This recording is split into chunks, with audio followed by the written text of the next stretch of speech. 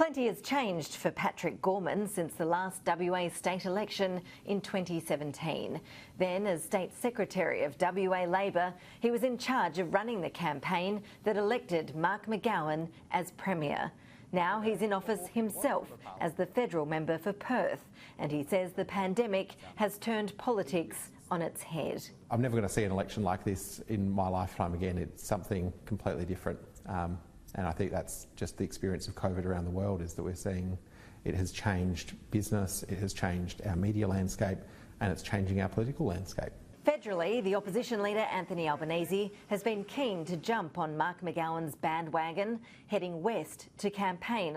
It was a trip he didn't make last October when Queenslanders went to the polls, but this election is already all but over. With Zak Kirkup having essentially conceded, Scott Morrison and other federal Liberal politicians have mostly steered clear of the campaign trail. Obviously, they've had a really tough time in the federal WA Liberals with the moving on of some of their senior players, such as Julie Bishop and Matthias Cormann.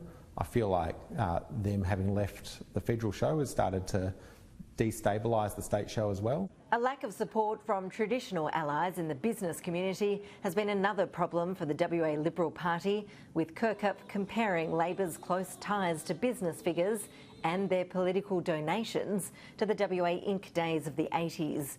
Mr Gorman insists the claim is baseless. Those same people go to the Liberal Party fundraisers that Scott Morrison attends every single year.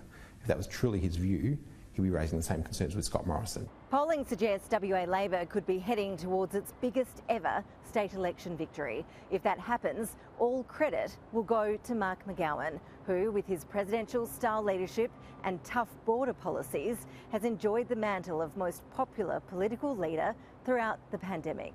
The benefit of incumbency has never seemed more important, with even Zak Kirkup acknowledging now is not his time. But as someone who has plenty of experience analysing poll results, Patrick Gorman strikes a note of caution. We don't see enough polls in Western Australia. I don't know how many more we'll actually see here in the West. We've really only seen one truly official poll that tells us where the entire state is up to, and that was News Poll, which people should remember is now an entirely online poll. It's not the old call the landlines and see what the people at home think. However, he acknowledges that if the polls are right, one possible outcome is that the Nationals could end up with more seats than the Liberals. The National Party haven't conceded the election, so maybe they're the only ones who actually have a fight left in their belly. I don't know. We might see that the National Party does become the official opposition. That would be a huge change in West Australian politics. And it would be a huge failure for the Liberal Party if that were to happen. The contest for opposition now closer than the contest for government. Another reminder of just how much the pandemic has reshaped politics 1 week out from polling day. Ashley Gillen, Sky News, Perth. And tune in, of course, next Saturday, today week, the 13th, from 5:30 p.m. Western Time, 8:30 p.m. Eastern Daylight, for Sky News complete coverage of WA election night. Our all-star panel will bring you all the reaction, results and federal implications on what is shaping up to be a very difficult night for the Liberal Party.